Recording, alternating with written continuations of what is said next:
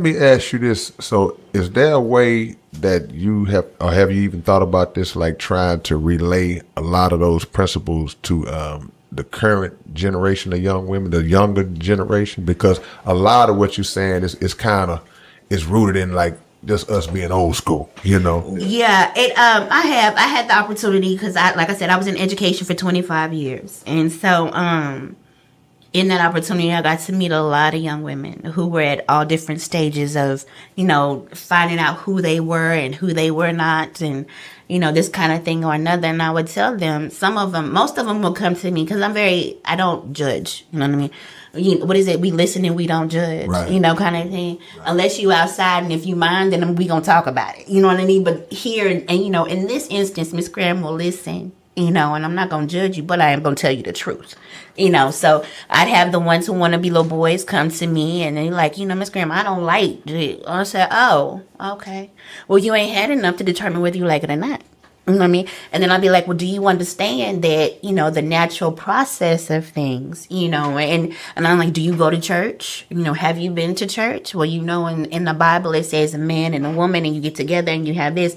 And she said, well, I've never seen it. And then you go back and you really talk to them and you hear they've had some instance with their father. Yeah. Or they've had some instance with where they've been abused by someone.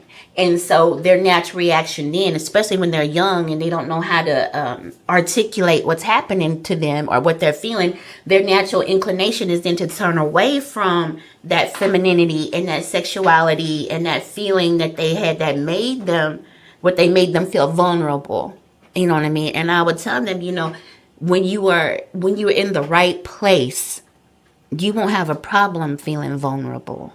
You'll be safe. You'll feel safe. And if you don't feel safe, then you're in the wrong place. Right. Feel free to move around, So they'd come to me. We'd have those conversations. Invariably, any child that I meet, they end up calling me mama at some point because that's what I do. I'm like one of them old ladies that sit up under the tree, and they come, I sit.